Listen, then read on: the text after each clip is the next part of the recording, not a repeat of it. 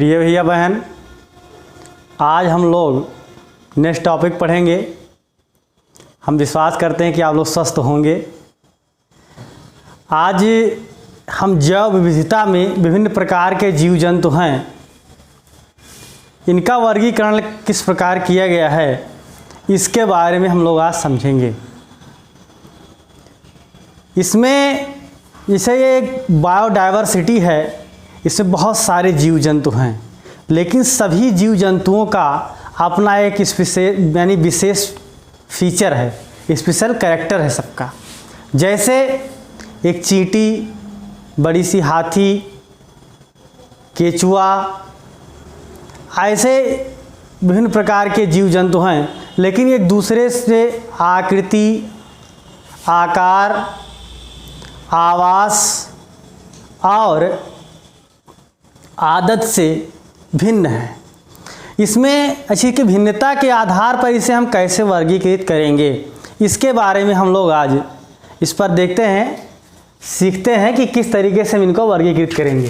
जैसे समस्त जीव जंतु हैं, तो इसमें विभिन्न वैज्ञानिकों, जैसे हम लोगों ने भी सोचा, ऐसे विभिन्न वैज्ञानिकों ने भी सोचा कि संपूर्ण संसार में कितने प्रकार के जीव जंतु पेड़ पौधे हैं। अगर इनको डिवाइड करें, इनका विभाजन करें या इनको अलग अलग कैटेगरी में रखें, तो किस आधार पर रखेंगे। सभी वैज्ञानिकों के मन में विचार आने लगा और वो अपने अपने मत प्रस्तुत करते चले गए। उसी मत के बारे में हम लोग आज चर्चा करेंगे। इसमें क्या है कि जैसे जीवों के वर्गीकरण में कैरोलस लीनियस, इनको फादर ऑफ टेक्सोनॉमी भी कहते हैं, इन्होंने एक पुस्तक लिखी है सिस्टेमा नेचुरी। ये जीव जंतुओं का वर्गीकरण इन्होंने भी किया है। और ये कैरोलस लीनियस जो उन्होंने क्या किया, संपूर्ण जीवों को दो भागों में बांट दिया, इसलिए इसको द्विजगत का वर्गीकरण भी कहते हैं। पहला जगत जो इन्होंने प्लांटी रख दिया, दैट मीन्स इसके अंतर्गत सभी पौधे आते हैं। दूसरा जगत जो इन्होंने रखा वो एनिमलिया, जिसके अंतर्गत सभी जंतु आते हैं।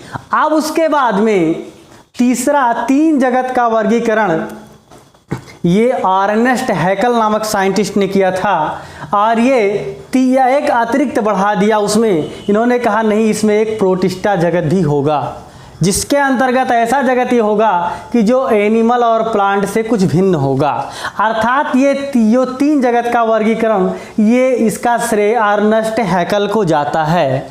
उसके बाद में कोपलैंड का वर्गीकरण आया। इन्होंने कहा कि प्लांटी, एनिमलिया और प्रोटिस्टा, इसके अतिरिक्त एक जगत इन्होंने मोनेरा रखा और बताया कि ये सबसे अलग है, इसमें अलग प्रकार के जीव आते हैं। और उसके बाद कार्ल बोस का वर्गीकरण आया। इसमें इन्होंने 3 जगत में वर्गीकृत किया। इसमें पहला है आर्किया, बैक्टीरिया और यूकैरिया। ये डोमेन वर्गीकरण कहलाता है। ये भी इस तरीके से प्रस्तुत किया गया कार्ल बोस के द्वारा। और उसके बाद जो आज हम लोग पढ़ते हैं वर्गीकरण, जो मान्य किया गया, वो वैज्ञानिक है आर.एच. व्हिटेकर, जिसका हम लोगों ने ये 5वें नंबर पर इस पर डिस्क्रिप्शन किया है।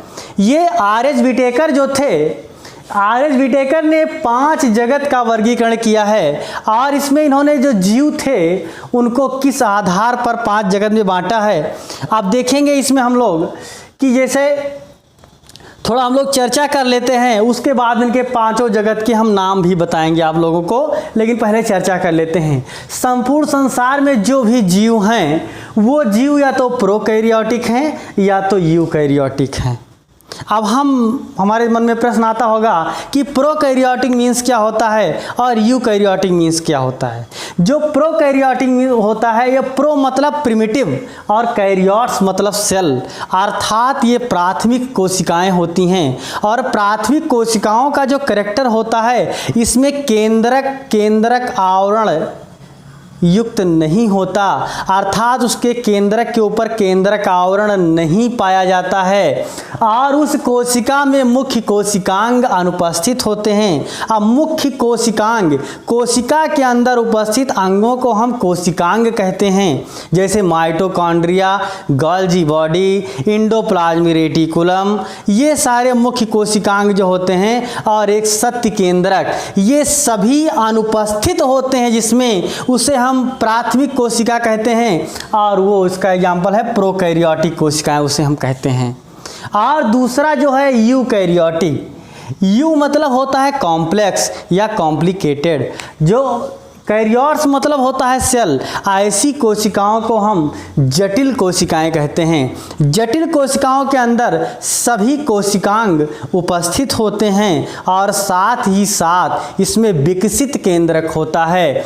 विकसित केंद्रक का मतलब हुआ कि केंद्रक के ऊपर केंद्रक आवरण पाया जाता हो, तो उसे हम विकसित केंद्रक कहते हैं। और ये ऐसी कोशिकाएं जो होती हैं, इनमें कोशिकांग में mitochondria, endoplasmic reticulum, Golgi body, lysosome, ribosome, ये सारे कोशिका के अंदर उपस्थित कोशिकांग पाए जाते हैं। ऐसी कोशिकाओं को हम यूकैरियोटिक कोशिका कहते हैं या जटिल कोशिका कहते हैं। दूसरी चीज़ है कि इसमें यूकैरियोटिक कोशिका जो है, इसको मुख्य रूप से दो भागों में बांटा गया है।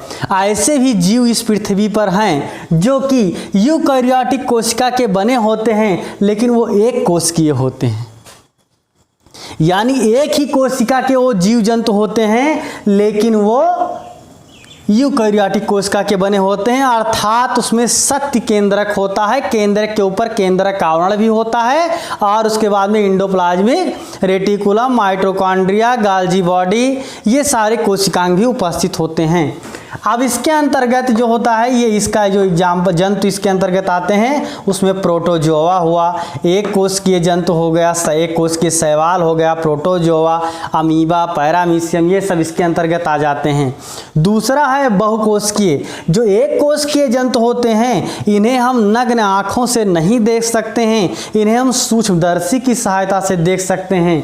दूसरा जो बहुकोशिकीय जंतु हुआ, अब बहु मतलब हो गया बहुत, कोशिकीय मतलब हो गया कोशिका, जिसमें दो या दो से अधिक कोशिका होती हो, वो जंतु बहुकोशिकीय जंतु कहलाते हैं। अब इनका जो वर्गीकरण किया गया है, वो इसका एक आधार बनाया गया है, एक कोशिका भित्त रहित, ये कोशिका भित्त रहित है और दूसरा कोशिका भित्त सहित है।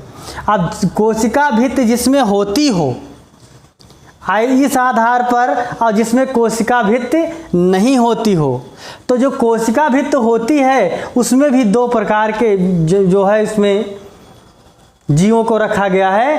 पहला है प्रकाश संश्लेषण, जिनमें नहीं होता हो, जिनमें प्रकाश यानी कि फोटोसिंथेसिस, मतलब वो ऑटोट्रॉफ्स ना होते हों, वो क्या होते हों, वो हेटेरोट्रॉफ्स होते हों। दैट मीन्स वो अपना भोजन किसी दूसरे जीवों पर आश्रित होकर के प्राप्त करते हों, वो अपना भोजन स्वयं नहीं बना पाते हों, अर्थात उसमें भोजन बनाने के लिए मुख्य उपकरण क्लोरोफिल नहीं होता हो, तो उसमें प्रकाश संश्लेषण की क्रिया नहीं होगी। ऐसे एग्जाम्पल के अंतर्गत राइजोपस और म्यूकर है। अब देखेंगे नेक्स्ट, प्रकाश संश्लेषण जिसमें होता हो, इसके अंतर्गत जो है जिम्नोस्पर्म है और एंजियोस्पर्म है, जिम्नोस्पर्म और एंजियोस्पर्म। उसके बाद में फिर कोशिका भित्त रहित, जिसमें कोशिका भित्त ही ना होती हो, उसके अंतर्गत आता है जंतु और कीट। इनकी जो कोशिकाएं होती हैं कोशिका भित्त नहीं होती है। अब हम टॉपिक पे आ जाएंगे, ये सब हम लोगों ने इससे पूर्व हमको ज्ञान होना चाहिए, तब हम आर.एच. विटेकर के वर्गीकरण को समझ पाएंगे। आर.एच. विटेकर ने जीव जंतुओं को 5 वर्गों में बांटा है। नंबर 1 है मोनेरा। मोनेरा के अंतर्गत ऐसे जीव जंतु आते हैं कि जो प्रोकैरियोटिक कोशिका के बने होते हों, एक कोशिकीय होते हों। मोनेरा के अंतर्गत ऐसे जीव आते हैं जो प्रोकैरियोटिक कोशिका के अंदर बने हों और एक कोशिकीय हों। ब्लू ग्रीन एल्गी, जीवाणु, आर्कीबैक्टीरियास, और साइनोबैक्टीरिया। आर्कीबैक्टीरिया आर्क शब्द से मिलकर बना है, यानी प्राचीन काल से जिन बैक्टीरिया की उत्पत्ति हुई है वो आर्कीबैक्टीरिया होते हैं। आर्कीबैक्टीरिया के बारे में आपको बताएंगे। आर्कीबैक्टीरिया इस पृथ्वी पर ऑक्सीजन की उत्पत्ति का एक कारण है। अगर आर्कीबैक्टीरिया ना होती तो जो इलेम बना था उसके पश्चात इस ब्रह्मांड पर ऑक्सीजन की उत्पत्ति नहीं हो पाती, और जब ऑक्सीजन की उत्पत्ति नहीं हो पाती तो जीवों का रहना यहाँ संभव नहीं होता। इसके बारे में आप लोग को विस्तृत जानकारी दी। और यू बैक्टीरिया और फिर जीवाणु जैसे टीबी का जीवाणु, ट्यूबरकुलोसिस, ठीक है, एस्चेरिचिया कोलाई, ई कोलाई, जो इस पर ई कोलाई नामक वैज्ञानिक ने प्रयोग किया था, और ब्लू ग्रीन एल्गी, नील हरित शैवाल, ये सब मोनेरा के अंतर्गत आते हैं। इसके अंतर्गत ऐसे जीवों को किसने रखा? आर.एच. विटेकर ने रखा। दूसरा जो उन्होंने रखा प्रोटिस्टा। दूसरा क्या है? प्रोटिस्टा। प्रोटिस्टा मतलब होता है प्रिमिटिव। दैट मीन्स इसके अंदर एक फाइलम हम लोगों को पढ़ना है, प्रोटोजोआ। प्रोटो मतलब प्रिमिटिव, जोन्स मतलब एनिमल, जिसके अंतर्गत प्राथमिक जंतु आते हों वो प्रोटोजोआ के अंतर्गत आता है। अब प्रोटोजोआ के अंतर्गत प्राथमिक जंतु कौन कौन आते हों? ये एक कोशिकीय होते हैं, जैसे पैरामीशियम, यूग्लिना, अमीबा, ये सब इसके अंतर्गत आते हैं। यूग्लिना तो जंतु और पादप के बीच की कड़ी है, उस पर रिसर्च चल रहा है अभी, ठीक है। और प्रोटोजोआ एक कोश के शैवाल इसके अंतर्गत आता है। तीसरा जो है ये कवक है। कवक क्या है? देखिए, कवक का कैरेक्टर आपको जानना हो तो आप समझते हैं। कवक में प्रकाश संश्लेषण नहीं होता, इसमें ना कोशिका भित्ति होती है, ये एक प्रकार का बहुकोश के एक यूकैरियोटिक जीव है।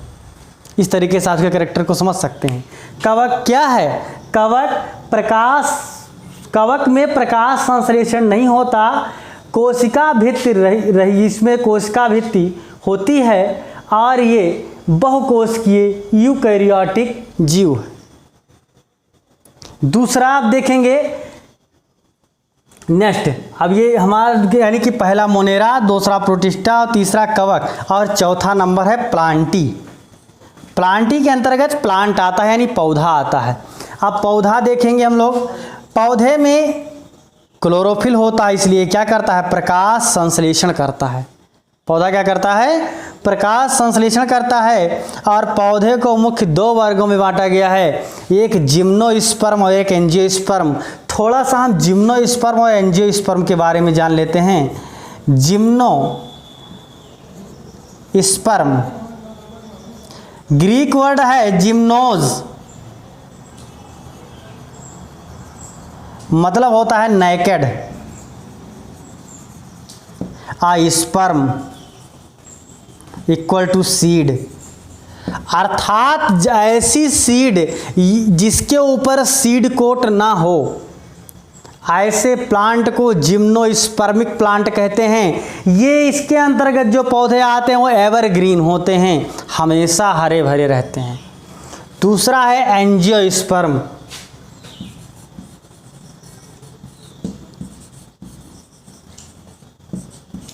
एंजियोस्पर्म के एंजियो मतलब कवर्ड, और स्पर्म इक्वल टू सीड, यानी कि ऐसे पौधे जिनकी सीड के ऊपर सीड कोट होता हो वो एंजियोस्पर्मिक प्लांट कहते हैं, जैसे चीड़ का पौधा, ठीक है। और जिम्नोस्पर्म के अंतर्गत जैसे साइकस का पौधा। तो ये किसके अंतर्गत आता है? प्लांट के अंतर्गत आता है। और पांचवा नंबर है एनिमलिया। एनिमल।